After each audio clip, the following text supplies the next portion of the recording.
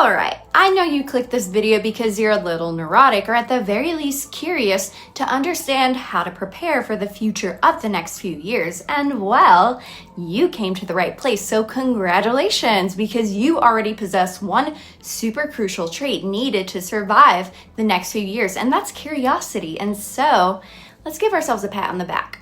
But you're probably wanting to know my qualifications to speak on this topic, as I do have a baby face and I know my Leo rising can make me seem a little bit performative. And so I've been researching this topic for a few years very deeply because I am an obsessive Scorpio Venus and Virgo Mercury conjunct Lilith.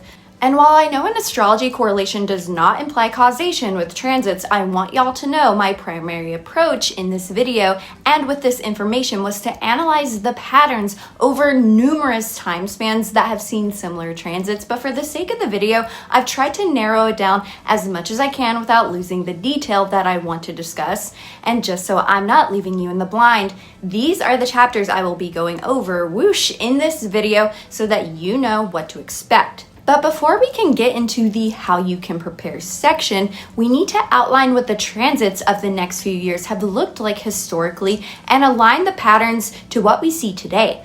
And in a time where, in my opinion, literacy, context, and understanding is the number one way to prepare, I think this historical context is truly crucial before we can get into the meat and potatoes of the advice section of the video.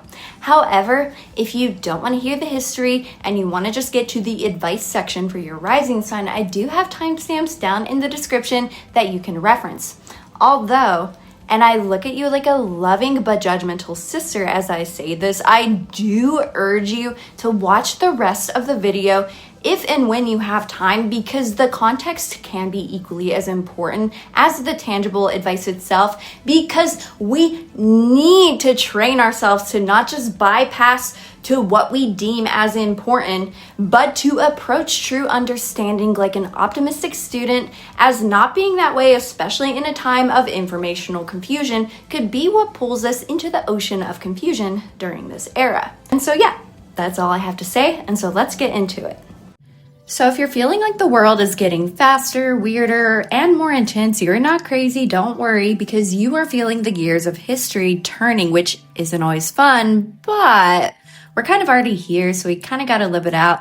And if good is going to be found in this era, it really is up to us to find it. And in astrology, we can track these gears. And right now, we are looking at the years of 2026 through approximately 2029. And so let's break down exactly what is happening and what this could mean for you. And so starting with overall Pluto and Aquarius transit, this is a big one because out of everything happening, this is the slowest moving transit that we will be experiencing. And it really does set the tone for the energies of the next few decades. And to understand where we might be going, we have to look back at where we've been. And so let's think back to the late 1700s. The last time we saw this energy, the world effectively shifted on its axis. And so we're talking about the French Revolution and the American Constitution. It was a moment when the collective consciousness really looked around and decided we are done with the kings, and that power shifted more to the people.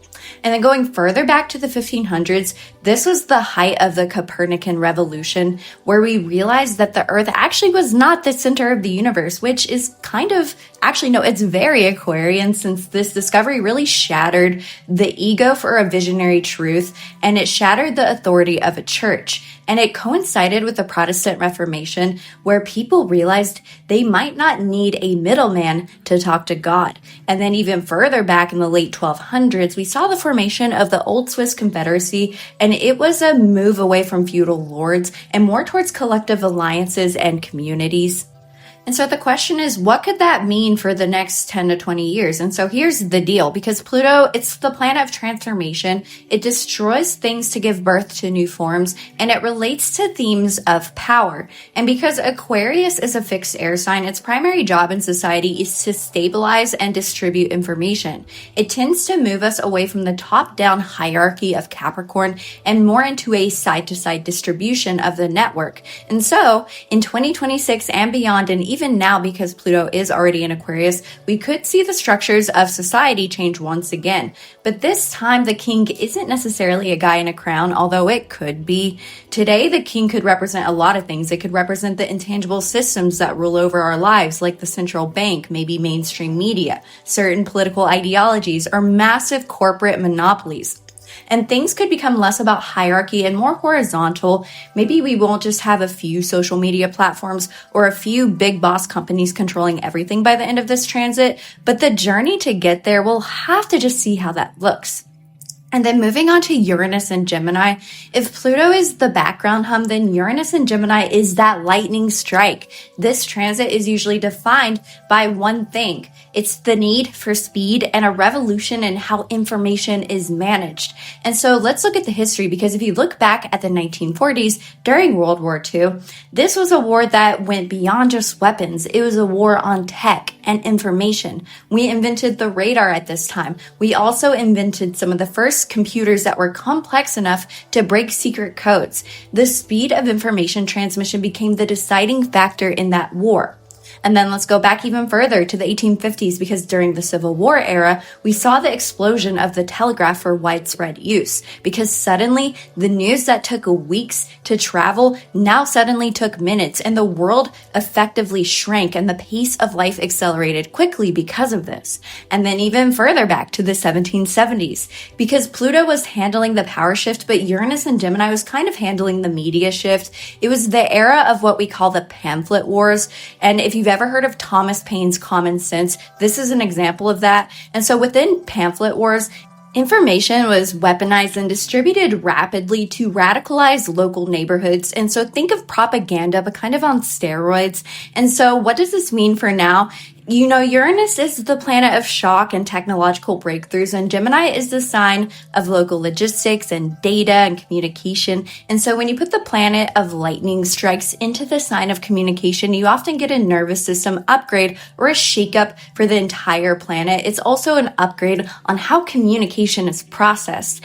And so just like the 1940s gave us major advancements in computers, 2026 likely gives us AI that is faster than human thought. But the information and advancements, as we know, could be volatile, very, very volatile. Or we might see a disruption in how we commute, for better or worse. Maybe, for example, we get hyper quick transportation or advancements in space travel, but we could definitely see a revolution in information by how it's processed and also how it's used.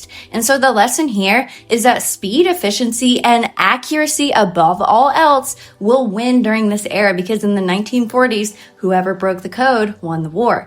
And in 2026, it's the ones who are able to hack this new age technology in whatever way fits. You don't have to be like a crazy hacker or anything. That will win. And so it could feel like a period where the slow could be left behind and the adaptable will survive.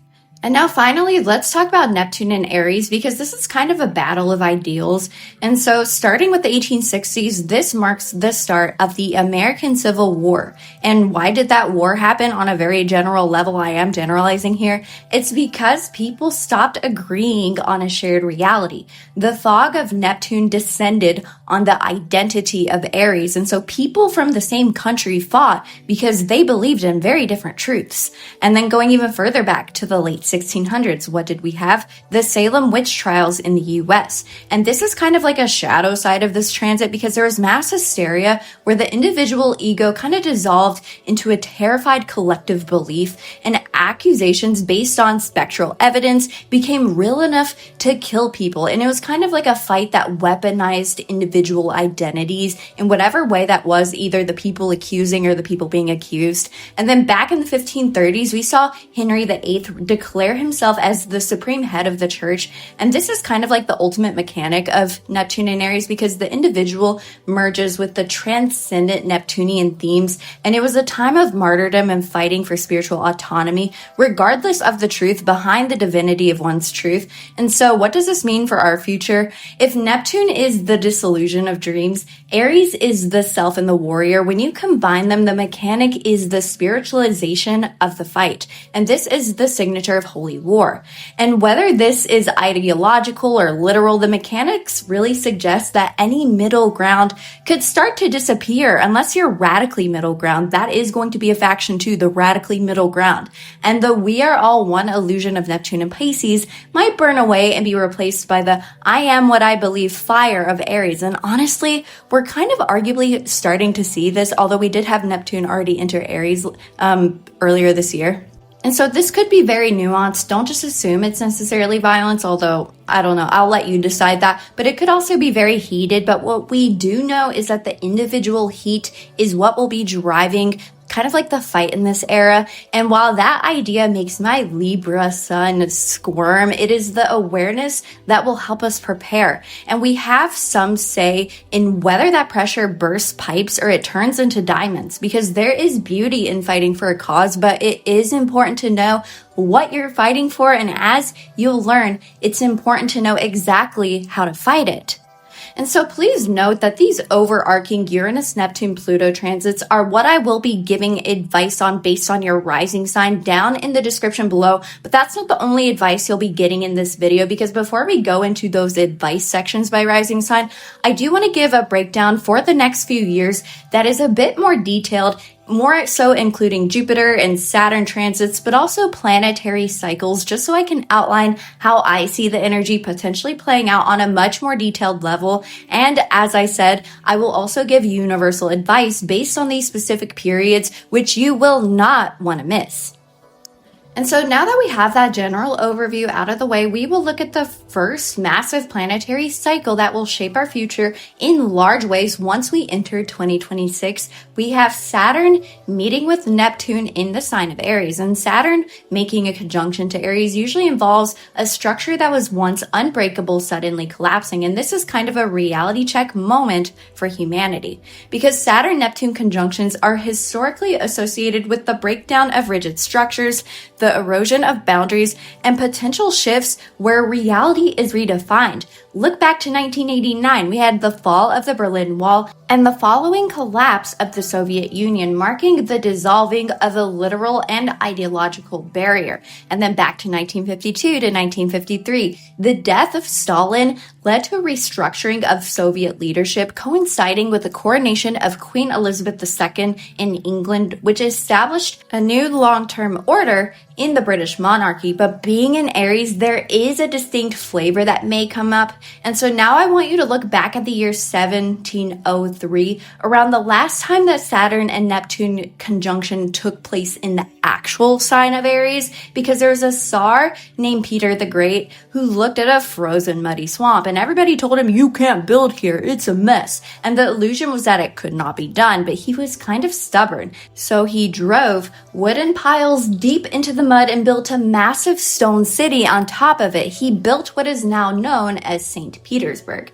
But here's the catch that everybody forgets if you're a historian, but most of you may not know the story anyway. I didn't know until I researched it. And so while Peter was kind of birthing the impossible city, there was this massive power that was simultaneously dying, because this was the era of the Great Northern War. Because as Peter rose up from the swamp, the Swedish Empire, which is a very untouchable and dominant superpower of the time, began to collapse, and the old guard was too rigid to adapt to the chaos of the new world, and they lost their crown. So remember, the energy doesn't just build up the new impossible structure, but it also dissolves the old and invincible one. And so the lesson is that in 2026, maybe the internet is the swamp, but certain systems that rule the world could also represent the swamp. The internet is full of bots and fake news and noise, but the world is also full of ideologies or structures that not everybody resonates with or supports. And so to survive, you need to be Peter the Great. You can't rely on the swamp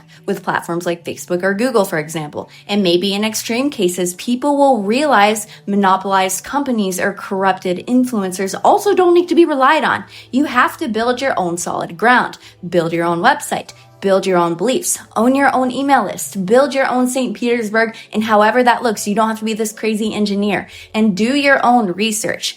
make your own structures, join your own community so that you aren't pulled down in whatever does fall and you can be part of a movement for something new and better. And I can't tell you if this fall will be with the government or companies or the web or a mix of all or a mix of none. And I also can't tell you how ugly or drastic this fall and rebuilding will be. It could just be a blip or a simple wake up and go moment for all we know. But what I can tell you is that the best way to handle it, no matter what, is to be willing to take the road that your ideals lead you to, no matter what it is that you do.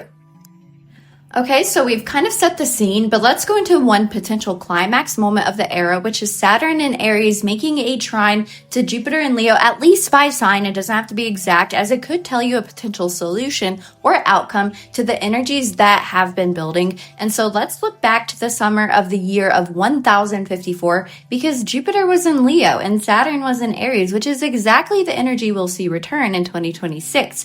What happened in the summer of 1054?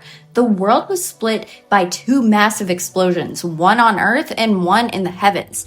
On Earth, we saw something that we reference as the Great Schism, because after centuries of tension, the church snapped. A bull was slammed onto the altar of Hagia Sophia, creating a boundary that split the institution into two forever. And simultaneously in the sky, there was a supernova that exploded in the sign of Taurus. It was a guest star so bright that it was visible in the broad daylight for 23 days, and it outshined everything else in the solar system. And so this is the key to 2026, because we're moving from the startup phase of the early 2020s into the authority phase. The internet of 2026 will be dense, deceptive, and overcrowded. It kind of already is. And in this environment, you cannot survive by blending in or compromising or lacking an opinion. The lesson of 1054 is that to survive the chaos, you must be willing to separate from the systems that do not respect you and to let yourself or your vision be pursued so unapologetically, even through the daylight of the noise. And so we may start to go through digital divorces where we stop trying to fix the broken platforms or the systems and finally build the courage to walk away and create our own light, or at the very least join a bright vision that matches our own. And this doesn't need to be violent or terrifying, but in whatever way you can ensure your vision of the future sings, you are being urged to just go for it. But here's the thing. Once you actually build the tool or join the cause, you may inevitably attract the enemy. And that brings us to honestly probably one of the real climax points over the next few years, because looking at July 2026 through August 2027, you're going to be having Jupiter in Leo opposing with Pluto and Aquarius, although this will peak in 2026. And think of this as like the king versus the mob, or maybe the leader versus the system, because Jupiter in Leo is all about expanding the individual, right? But Pluto empowers the collective. And so when they clash, you may get this massive tug of war over resources, whether that's digital, literal, or something we haven't even thought of yet. And the crazy part is that we have historical matches for this. Let's look at the winter of 1789, where we saw this exact configuration. We had Pluto and Aquarius. Oh, guess what it was making? An exact opposition to Pluto and Leo. And two major things went down in that specific window that might offer a blueprint or at least a hint to the dynamic that we could see. And so first up, let's look at a dynamic that's more about the seizure, because in France, specifically in late 1789, the National Assembly passed this decree to just confiscate all of the church's property. You had the revolutionary state, that's kind of like Aquarius, raiding the wealth of the church, that's kind of like Leo, just to back their own failing currency, and they basically seized the assets of the old establishment. And so the implication for 2026 is we may just see a massive wealth transfer, keyword may, but the form it takes, that's kind of the wild card, because the mob could mean a lot of things. It could mean the government, the decentralized networks, or a movement that we haven't even named yet. It could represent us. The mob could be a good thing or a bad thing, and it could come from the assets of the legacy institutions. But if you're clutching on to old world wealth, whether that's a wealth that is kind of like through influence or literal money, it could just be social capital or information, doesn't have to be literal money, you might find yourself in the position of the church in 1789. But then the second possibility is it could act as like this engine, because over in the US of A, in early 1790, this was the time that Alexander Hamilton dropped the first report on public credit. Hamilton was, he was kind of a visionary back in the day, breaking the status quo back then. And under the exact heat of this transit, he centralized the debt of the US. He built this financial engine that absolutely terrified his critics. They called him a monarchist. They called him dangerous. But that engine saved the nation for at least a couple hundred years. And so the 2026 implication is that a visionary could do the same thing again. They might build a new financial engine. Maybe it's a literal mirror. It's a literal financial engine, such as something related to crypto or decentralized finance. And it could look selfish or dangerous to the collective in ways we can't anticipate. But maybe what is being built isn't financial. We could establish a new political system in different countries that's radically different from what we see today. Or maybe it's an online platform being established or social technology being redefined. And honestly, what is being built could be a billion different things, and I don't want to list them all. So you really have to keep your mind open to the nuance. And so if we evaluate Pluto opposite Jupiter in Leo, it could mean that, maybe Jupiter's the hero, but it could be the villain. The collective could be the hero, but it could be a villain. But what we do know is that there are two opposing forces kind of, battling it out. And how that battle will look, we'll have to see. Okay, so cycle 1 with Jupiter and Leo was kind of like the launch party of this era, where the heat of the changes we are beginning to see will start to intensify, but then cycle 2 will kind of be like that morning after, or the true reality check that becomes undeniable for society to ignore. And while some of us can already see the roadblocks coming up with the rise of the AI age, we must remember that for things to truly reform, the world around us and the consequences of the times will eventually have to experience this lag when it comes catching up and then becomes impossible to ignore. And this is kind of like the great filtering of the information age. And so let's start with Jupiter in Virgo, making a square, at least by sign, to Uranus and Gemini. And so the dynamic is kind of like the librarian with the books versus the internet with like the online space. And so in mid to late 2027, Uranus and Gemini is likely still going to be generating infinite data, speed, and noise. But as Jupiter enters Virgo, it'll attempt to categorize it, edit it, and fix every single byte of it. It attempts to fix the confusion of the previous time, and as we all know, we are heading into a time where fact and fiction become impossible to identify. The visionary energy may realize that running an empire requires logistical structure, not just charisma or a vision or a promise, and this could create analysis paralysis and nervous system burnout, but it could actually start to organize the chaos that has started to ensue.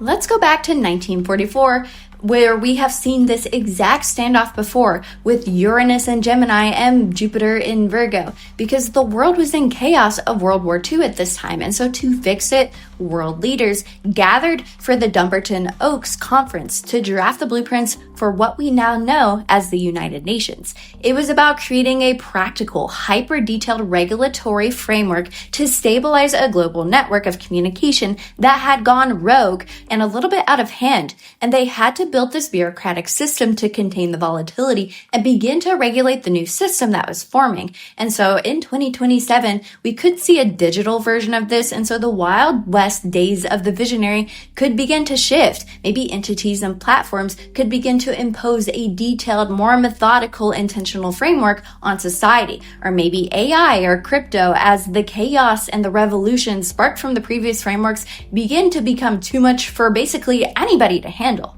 And so maybe platforms that are too open and haphazard could collapse in favor of those that are gated and managed, and in some cases more factually precise, but I don't know about the factually precise thing. It'll at least be, more meticulously gated.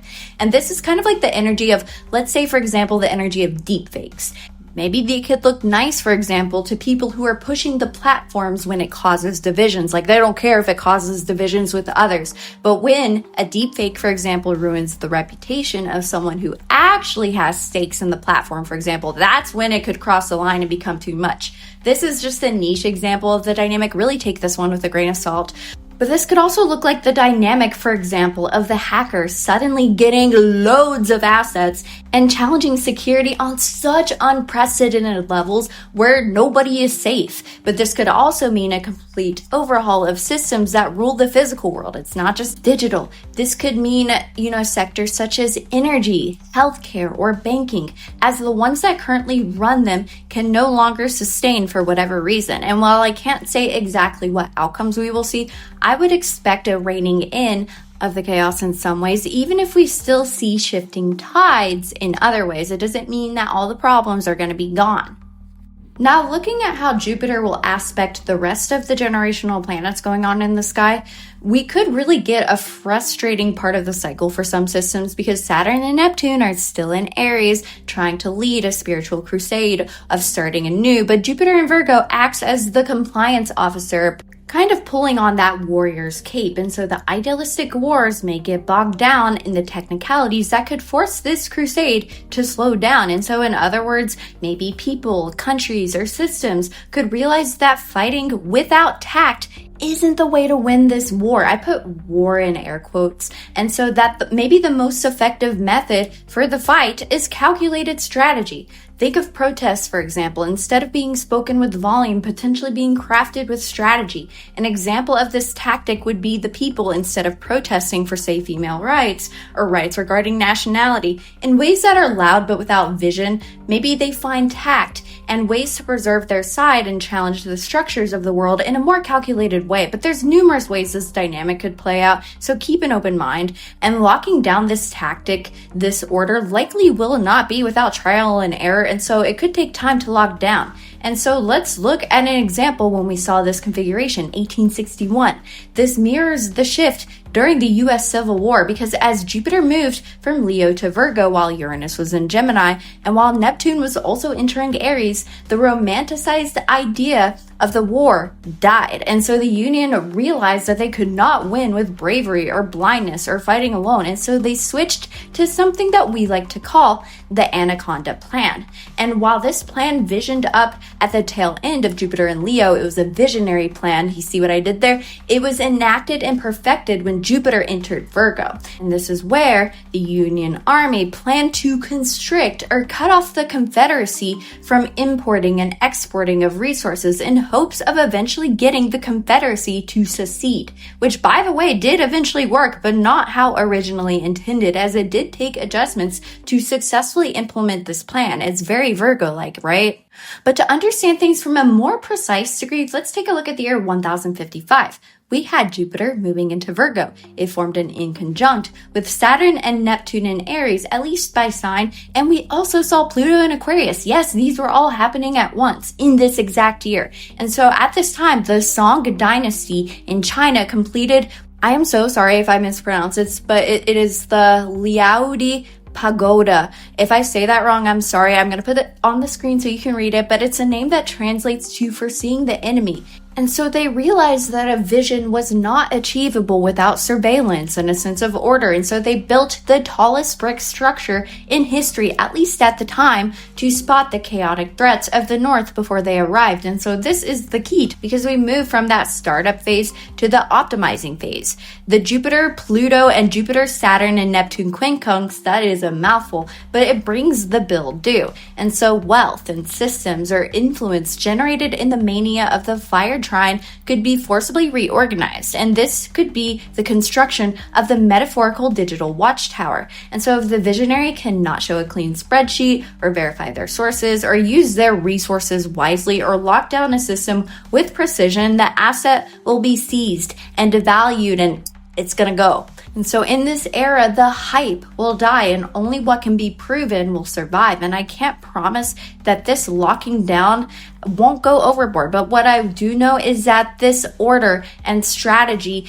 that I am talking about will become a necessity for everybody on so many fronts if they want their structures or their system to survive.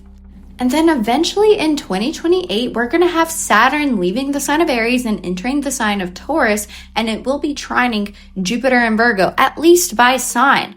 And this could be a stabilizing moment of the decade, although remember, stability isn't always ideal, nor is it easy. And for some, it's like putting the lid on a boiling kettle. And so for the first time in years, we get very heavy Earth energy, at least by these slow-moving planets, replacing vision with verification. What can withstand the test of time, technicalities, and resources? Resources will be a key word here because back in 1293, this transit didn't just stop the war, it totally changed the rules because Florence, which is a city in Italy, passed what is called the Ordinances of Justice, which was a huge shift that took the power away from the magnates, which are these powerful, rich nobility, and gave it to the guilds, which is the workers, the bankers, and the artisans. And it was a win for organized systems over people who just had status by birth. And at the same time, the Majapahit, I'm so sorry if I say that wrong. If I say anything wrong, I'm sorry. But the Majapahit Empire, which ruled over what is now known as modern day Indonesia, it locked down trade routes,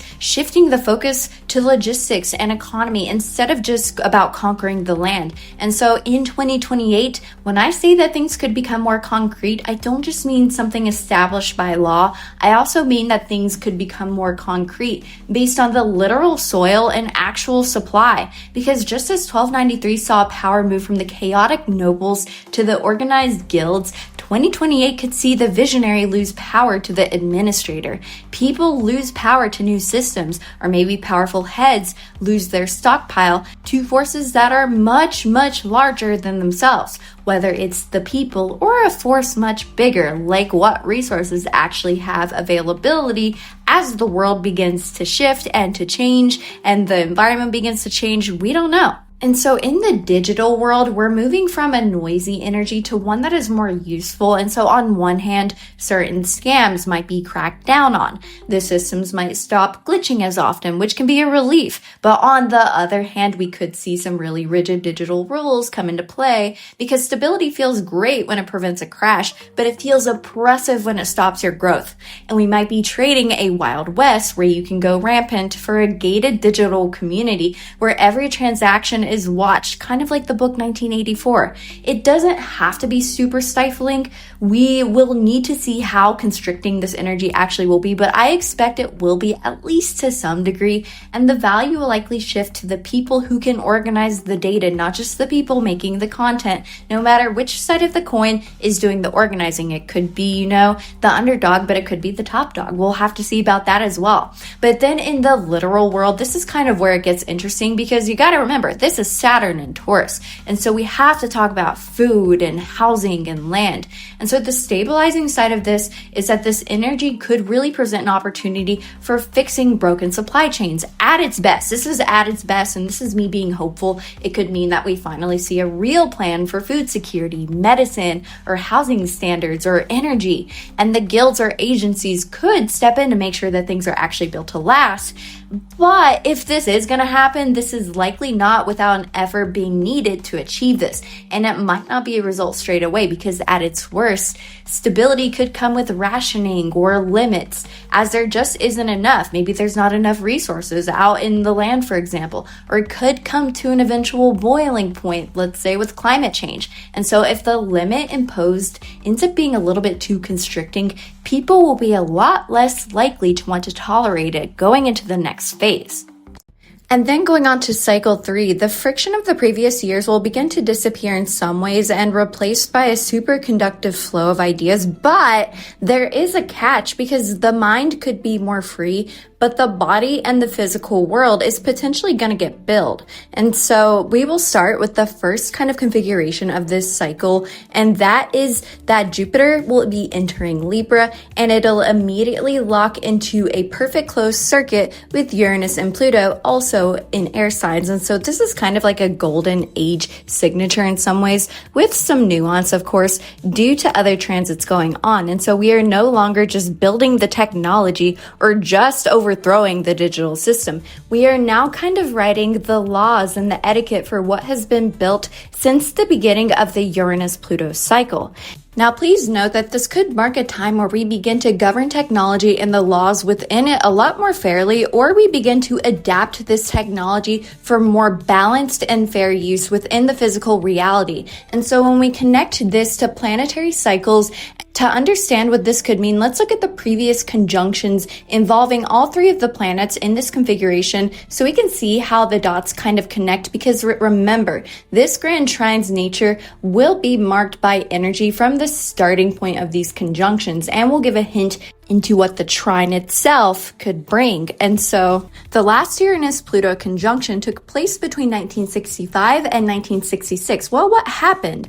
Well, the conjunction took place in Virgo, and this conjunction kind of birthed one of the first desktop computers called Programma 101 and the concept of the hypertext. And this transit transformed computers from this giant room-sized thing into a personal tool that could potentially be used while simultaneously defining the links that would eventually create the internet as we know it. And then moving on to the last Jupiter-Uranus conjunction not too long ago, back in 2024. And this conjunction took place in Taurus. This was kind of the seed for the new era of finance, agriculture, and material innovation. It coincided with the explosion of real-world assets in crypto and massive AI hardware booms. And then also looking at the past Jupiter-Pluto conjunction, which took place in 2020, this happened during the height of the pandemic lockdowns. This is what sort of created the structure of the current technological expansion we are seeing today. And it is when a large part of the world came online, but in some ways it is also responsible for a transferring of wealth to the top of the chain, at least more so than was previously already done. And now let's put the pieces together, because in 1965, we conceived the architecture, which is the hypertext. In 2020, we were forced to live inside that architecture, which is kind of like the migration. And in 2024, we upgraded the system to be godlike in some ways with AI and the advancement of hardware. And so going into 2029, under the Grand Air Trine with these three planets, we could be finally sitting down at the round table to decide how to behave inside it, or how we can better use this technology in the real world. And so we could be writing the laws, the etiquette, and the social contract for the machine that we have spent over 60 years building. But now I want to look at the mechanic of Saturn and Taurus making a square to Pluto and Aquarius, because while the air signs are kind of having a summer of love in the cloud, the physical world could be in a crisis where the digital world could be completely out of sync or challenged with the reality of the material world. And so this transit, in my opinion, it's kind of the one that I'm looking at the most. And it is, in my opinion, this is an opinion, the critical warning of the decade. And I know a lot of people are saying that 2026 is what to look out for, which in a lot of ways this still is. But in my opinion, this transit is what we should really be keeping our eyes on, because the last time we had a fixed square between Saturn and Taurus and Pluto was between 1939 and 1940, which was the exact start of World War II. But before we go into this, I do want to preface this by saying that we also saw a Pluto-Saturn square in 1994 with Pluto in Scorpio and Saturn in Aquarius, which did unearth different scandals, corrupt power dynamics,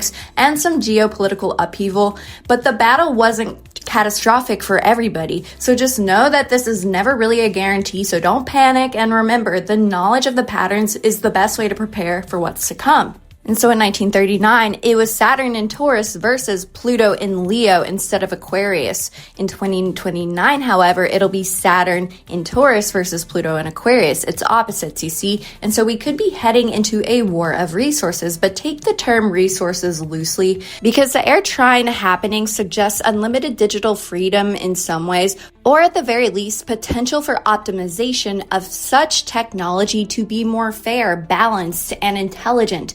But Saturn in Taurus could either suggest that we don't have enough resources or even electricity to power this new system, or it could suggest that physical and tangible resources for the collective are really put under great stress for whatever reason. And this could be triggered by a lot of things, maybe like established currencies versus digital assets. It could be energy consumption, such resources like fossil fuels versus the demand of the online space. And this could also be the overall fight for security and safety, challenging detached labels and classifications within society, such as nationality, wealth class, etc.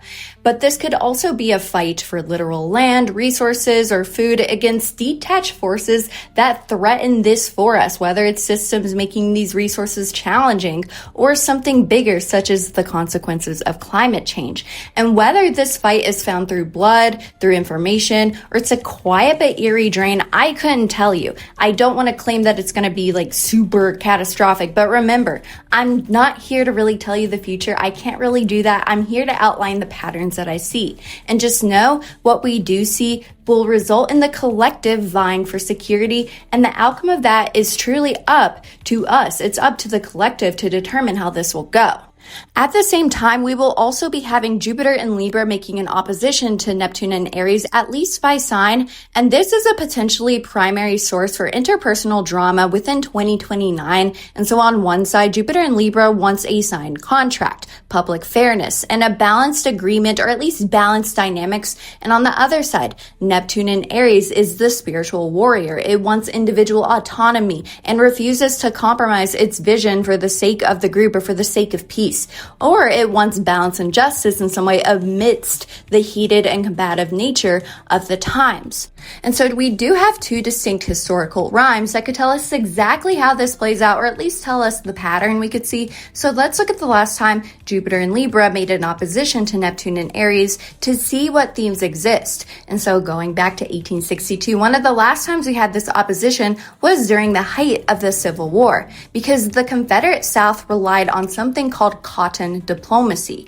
And they believed that they had this unspoken alliance with Europe and that Britain had to support them because of the cotton trade. But the reality is that this was a total delusion, because Europe found cotton elsewhere and the agreement evaporated, which really isolated the South. And then how this ties to 2029 is we could see an era of performative diplomacy in some ways. So maybe major corporate or political alliances could be signed with great support, but these agreements could turn out to be hollow. And when the pressure hits, the shared interests could dissolve into self-preservation.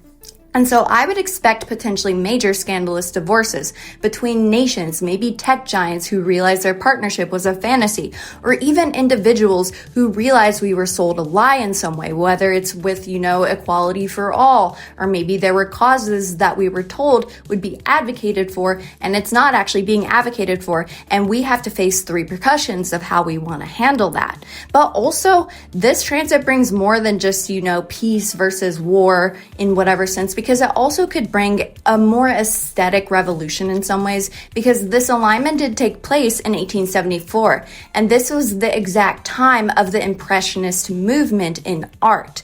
But these artists really wanted to dissolve the hard lines of realism to really capture the feeling of the moment. It was more about evoking a feeling through, something that's a little bit more impressionist rather than making everything super precise, because that's kind of what the time demanded. And so in 2029, we could see a potential cyberpunk aesthetic of sorts, because 1874, it did dissolve the hard lines of physical paint in favor of something more abstract, more human. And so 2029 could dissolve the hard lines of what is physical versus what is virtual. And so, for example, maybe we see a boom in digital art that really incorporates a more humanistic touch, less about the AI trash that doesn't really have a feeling and that's super precise and has these complex colors. But we could also see the value placed on businesses that opt for humanistic touches rather than robotic touches. Or we could see more value placed on the quality and individualistic message of the art or the business or the writing or the fashion statement rather than the function or the preciseness itself.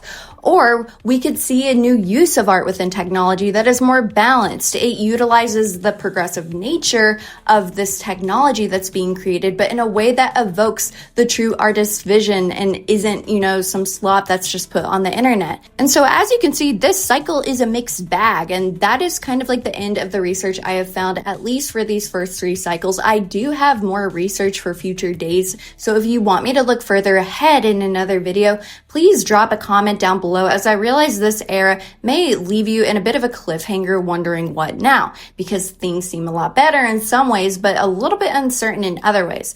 And so now let's get into your rising signs, which I do have timestamps for down in the description below to see tips and tricks to help you prepare for this upcoming time frame. And again, these tips will simply focus on how to be literate and to critically think so that you can make the most of this energy no matter how it goes.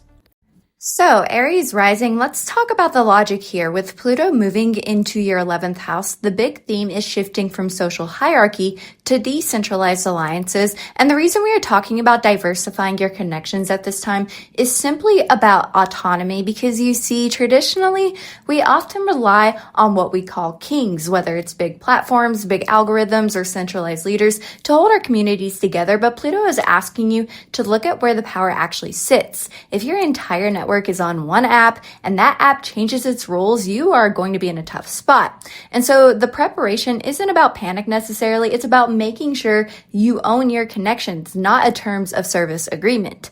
And then we have Uranus transiting your 3rd house, and this is the house of communication. Now, you naturally do have a quick mind with this placement, but Uranus could speed things up to a level that kind of feels a little bit frantic. And the reason we are suggesting practicing latency or to take a pause is to really protect your nervous system. And in a world that wants an instant reaction, your power move is actually slowing down. It's about being that grounded force. And if you react to every piece of data instantly, you will probably burn out eventually. And so the prep here is really just training yourself to filter the noise so that you can speak clearly, not just, think very fast. And then finally, with Neptune in your 1st house, this is such a beautiful spiritual transit for your identity, but it could be foggy, because why do you need to define who you are or who I am right now? And this is because with Neptune in your sign, it is very easy to merge with others or to get swept up in a cause. And you want to make sure that as you evolve, you have a solid image of who you are, what your values are, your non-negotiables, so that you can enjoy the spiritual growth without losing your sense of self in the process. Taurus Risings, we are looking at Pluto in your 10th house first, which does stand for your career, your public reputation, your leadership. And the shift here is moving away from the traditional corporate ladder and more into a networked approach. And so why focus on this now? Well, the old model of success, one where you climb one ladder in a company for 30 years and it's all about hierarchy. This is what Pluto is challenging, and you might find that top-down authority becomes a little bit less reliable. And so the reason we want you to map your guild at this time is to give you stability, because your safety net isn't necessarily the CEO anymore. It is your peers, your friends, the people around you. It could be anybody really, because it's about realizing that horizontal relationships are just as powerful as vertical ones. And then let's take a look at Uranus in your 2nd house, because this is the house of money, assets, your self-worth. And Uranus brings a lot of fluctuation and speed to this area of life. And so the reason for the latency tip with your finances and what you possess and your skills is emotional regulation, because when markets or trends move fast, it could trigger that scarcity instinct and you could feel pressure to act immediately. But the prep is realizing that speed is often the enemy of building wealth. And so by training yourself to pause before you buy or sell, or before invest your time into something or your skills, you are essentially immunizing yourself against anxiety of the market and the ever-changing material circumstances that surround the world. And then with Neptune going in your 12th house, this is the sector of the subconscious and hidden self. And the why here, it's about clarity, because Neptune can make things feel very dreamy, but sometimes it feels a little bit confusing internally. And so you want to define your values as clearly as possible at this time so that you don't mistake this passing mood for a deep truth, because it's about keeping your feet on the ground while your head is in the clouds. Gemini Rising, we are starting with Pluto in your 9th house, and this is the house of belief systems or the truth, and we're kind of shifting from that ivory tower to open source wisdom. And here's what I mean by that, because we're entering an era where relying on just one expert or one institution or one news source might leave you with a bit of a blind spot, and Pluto is asking you to be your own researcher. The preparation here is about intellectual resilience. It's about diversifying where you get your information, because you are a much harder person to fool at this time, and you're much more adaptable if a trusted source loses credibility, which is going to be great for you. And then moving on to Uranus in your first house, which is, you probably already know, it's huge, it's electric, it's main character energy, but it's kind of crazy. And the reason we talk about latency for your self-expression, it's just to prevent burnout, because you are the interface for so much information during this era. And with Uranus here, you could feel a constant pressure to reinvent yourself or react to the world. But that's going to be exhausting, because the prep is about understanding that you don't have to be on all the time. It really is about protecting your own energy so that you can use this technology without letting it use you. And then finally, with Neptune in your 11th, this is about your community and your dreams. And why is it so important to define your identity against the group? And that's because Neptune blurs boundaries. Groups and movements can look incredibly beautiful and seductive right now, but you want to make sure that you are joining a cause or a community because it aligns with your soul, not just because you know it feels right in the spur of the moment. The work you can do at this time to know your own mind will keep you safe from getting lost in the crowd. And that is very important for you specifically at this time.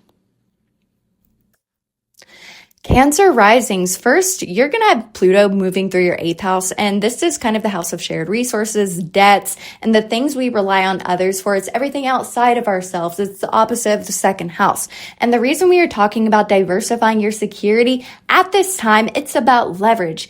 You see, because the 8th house is where we usually lean on big institutions. It could be banks or insurance, a partner's income, mortgage, whatever it may be. But Pluto is highlighting that those systems could be changing.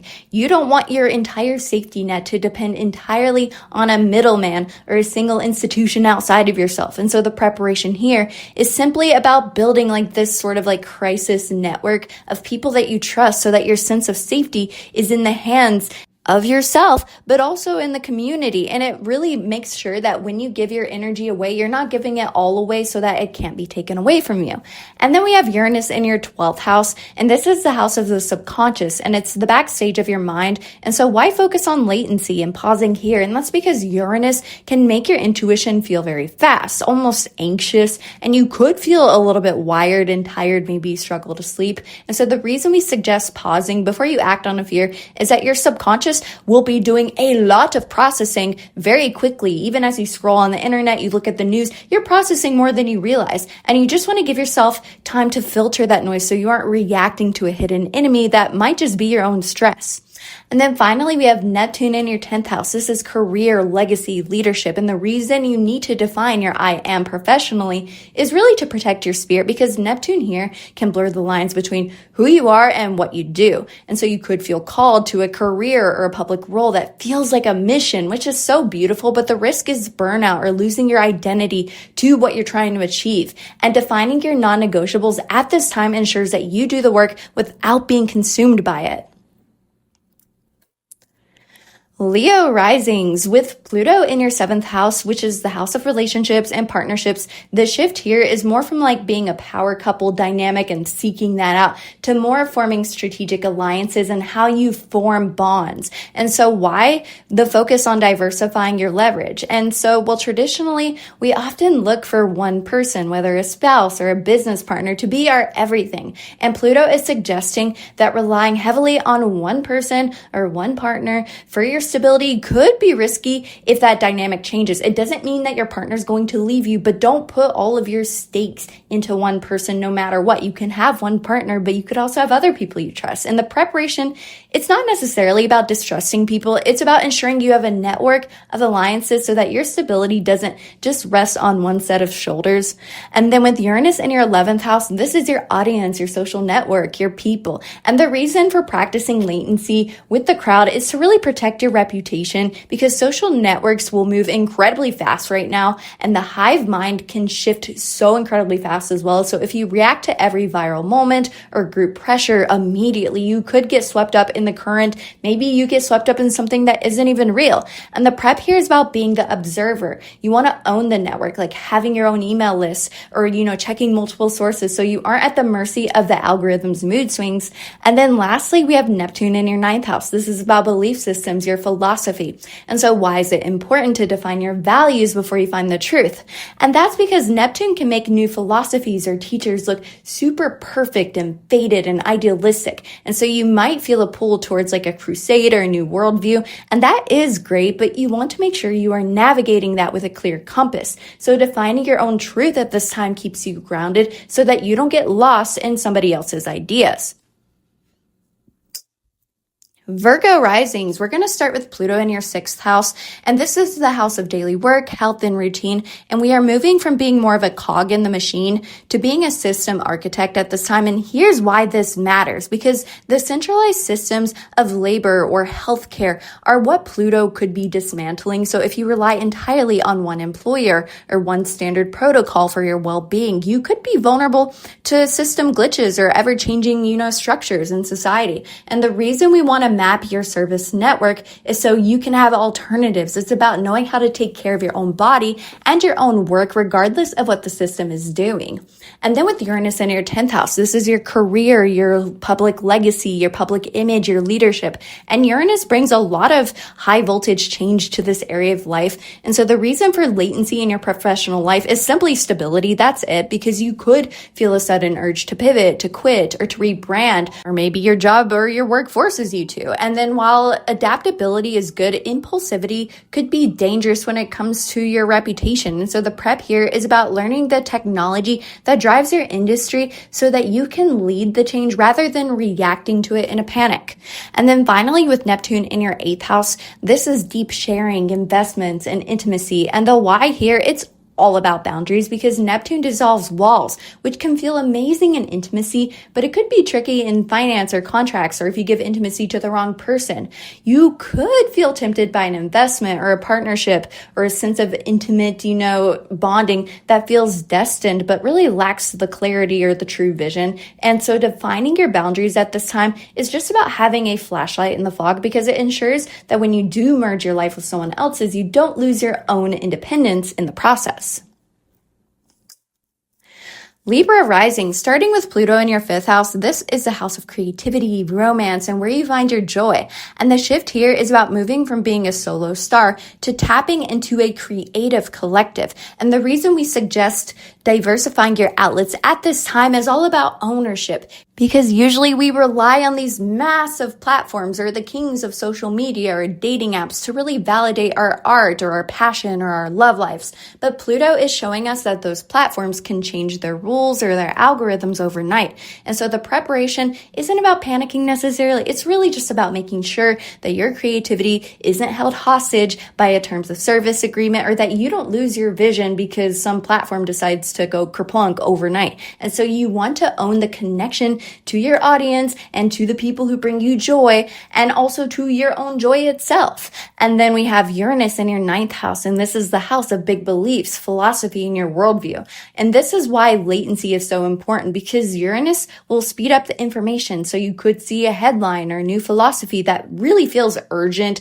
or radical, but it kills the wisdom. Like maybe if you react to it too quickly, you're not going to see the truth, and then you take that as a fact. And so the reason we want you to pause before you adopt a new belief is to really protect your moral compass because you want to respond to the world with a synthesized, calm understanding, not just a knee-jerk reaction to a news cycle. And then finally with Neptune in your 7th house, this is the house of partnership. And for you, this is going to be big. And so the why behind defining your I am is to really prevent a mirage or seeing somebody as they're not, because Neptune can make partners look like saviors.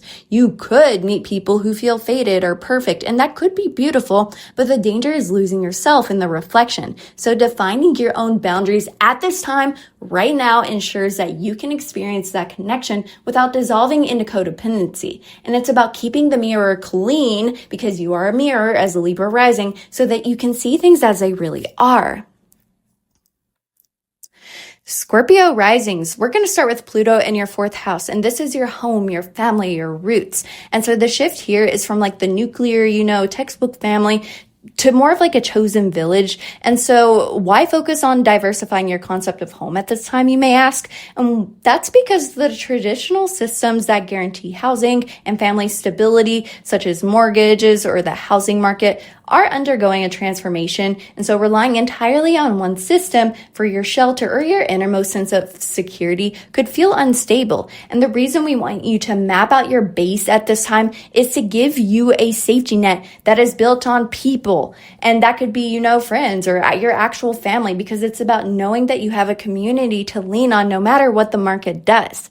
And then next, with Uranus in your 8th house, this is the deep stuff. This is shared resources, debt, intimacy. And the reason for practicing latency with your crises is purely nervous system regulation, because you feel things intensely, and Uranus is like a lightning strike to your survival instincts. So you could feel a sudden urge to cut someone off or make a drastic financial move or to hop into a relationship. And so the prep here is about realizing that your power comes from pausing. So by waiting 48 hours before you act on that intense feeling, you are protecting your long-term leverage. And then finally, we're going to have Neptune in your 6th house. This is your daily work and your physical health. And so why do you need to define the I am within your body? That is because Neptune will glamorize sacrifice. You might feel pulled towards work culture or health trends that promises like results or perfection or purification, but it actually demands that you give up too much of yourself and could drain you dry. And so defining your somatic boundaries at this time is about knowing what your body actually needs and what it can handle so that you do not burn out trying to chase an ideal. Sagittarius Rising, starting with Pluto in your 3rd house, this is your mind, your communication, maybe your local environment, your neighborhood. It's how you process the immediate environment. And so we're moving from an echo chamber to more of a neural network. And here's why this matters, because we all have blind spots. I do, I know I do, you probably do too, and that's no shade. We just all have them. And so if your worldview is built entirely on one algorithm or one news feed, or you are only seeing a fraction of reality, you could be misinformed. And so Pluto is really asking you to interrogate where you get your facts. And the reason we suggest mapping out your local grid is because in a digital world, it's your environment, the people or the things near you or your thought processes that are the resource that will help you at this time. And the prep is about grounding your big ideas in a reality that is tangible. And then moving on to Uranus in your 7th house, I have this natally. Don't worry, it's not that bad. I'm married. It's okay. And so this is about relationships and contracts, and Uranus could bring unpredictability or revolutions here. And so the reason for latency in your partnerships is to manage that volatility, because you naturally love freedom, but Uranus could make your relationships feel like a roller coaster. Maybe there's sudden breaks or sudden commitments. This doesn't have to be romantic. It could be platonic as well. And so the prep here is about understanding the fine print of your connections. It's about pausing so you can respond to your partners with clarity, or your friends or your business partners with a clear vision, rather than just reacting to the chaos in the moment. And then with Neptune in your 5th house, this is creativity, romance, and fun. And the why here is about distinguishing joy from escapism, because Neptune in this house is so poetic, but it can also be a little bit of a blackout, because you could feel pulled into a romance or a creative project that feels absolutely intoxicating. And the reason you need to define your boundaries at this time is so that you can enjoy the high of inspiration without crashing afterwards or being disappointed. It's about making sure that your muse is actually serving you and not just draining you. Capricorn Rising, starting with your 2nd house. This is the house of money, assets, self-worth. And the shift here is moving from accumulated capital to circulating access. You probably don't know what I mean by that, but I will explain it. And so the reason we are talking about diversifying what you value, it's about adaptability, because traditionally we think safety means hoarding the resources in one place, like a bank account. But Pluto is shaking up those centralized financial definitions potentially, so you could realize that the old rules of banking will change. And so the prep here is about realizing that wealth isn't just about what you hold. It's about, who you could trade with. What skills do you have? What can you offer people aside from just, a chunk of piece of metal that is like change, or a piece of paper that's money, or a credit card? I don't know. So mapping out your trade network is really about ensuring that even if the currency changes, you have the ability to exchange value, and that will remain intact no matter what.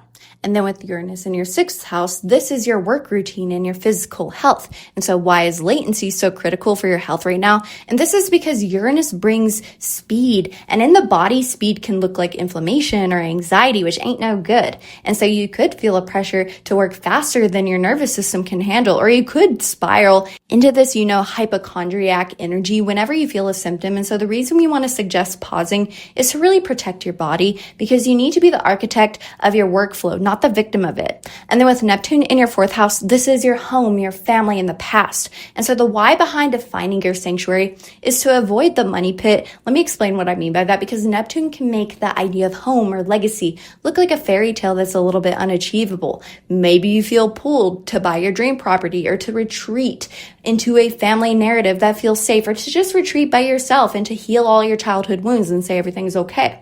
But Neptune can be a bit foggy. So defining your boundaries at this time with however things are shaking out now will ensure that you are building your foundation on solid ground, not on a fantasy that could drain your resources.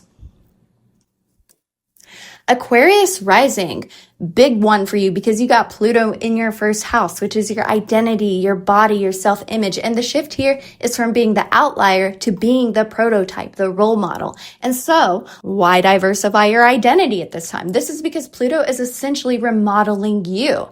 If your sense of self is entirely tied to a label, a job title, your achievements, social media persona, you are vulnerable if the public perception shifts. And the reason we want you to map out your sovereign or your safety network is so that you have people who see the real you. It's really about, grounding your identity in reality so you don't get swept away by the digital version of yourself, or the idealized version of yourself, or the projected version of yourself. And then with Uranus in your 5th house, this is creativity, romance, fun, joy. And the reason for practicing latency here is you got to regulate your dopamine with this placement, because Uranus is high voltage joy. So you could feel sudden electric urges to bet it all on a creative project or new romance, put all the chips in and say, I'm all in. And while that is exciting, it could burn you out, or it could strip you dry. And so the prep here is about learning to pause so you can distinguish between a flash of genius and just a dopamine hit. It really is about sustaining your creativity for the long haul. And then lastly, with Neptune in your 3rd house, this is your mind and how you communicate. And so why do you need to define your I am in your speech? Well, that's because words are casting spells right now, because Neptune can make a manifesto or a movement sound incredibly poetic and seductive, and you could feel a pull to become the voice of the cause. But you want to make sure that those are your words, not just the collective fog speaking through you. And so critical thinking, especially for you at this time, is your best defense against getting hypnotized by a beautiful lie. Pisces Rising, we're going to start with Pluto in your 12th house. This is the house of the subconscious, spirituality, things that are hidden or unseen. And the shift here is from the guru model to an open source psyche. Let me explain what that means and why it matters at this time, because the 12th house, it's where we process the deep stuff. And Pluto is suggesting that relying on a single spiritual leader to guide you, for example, or relying on all intuitive hits might not be the safest bet anymore. And the reason we want you to map your verification plan is so that you have support from sources who are grounded in a reality that is, real. And so it's about ensuring that your intuitive hits and unseen processes are not based on a collective ideal that's like a hallucination. Like maybe you saw something on social media 2 weeks ago that wasn't really based on fact, and then that intuitive hit hits you and it's not really good for your psyche. But this ensures that whatever hits you get, they speak on an unseen truth that is resonant with your soul. And then with Uranus in your 4th house, this is your home and your roots. And the reason for latency in your domestic life is because it's grounding, because Uranus can make the home environment, your innermost self, feel a little chaotic or electric. You could feel a sudden urge to move or uproot everything. And the prep here is about being the grounded source for your family, or being the grounded source for your inner child, to make sure that you are nurturing your roots and not just letting them go crazy. So by taking a pause before you react to the domestic stress of life, you really prevent a short circuit in your personal life.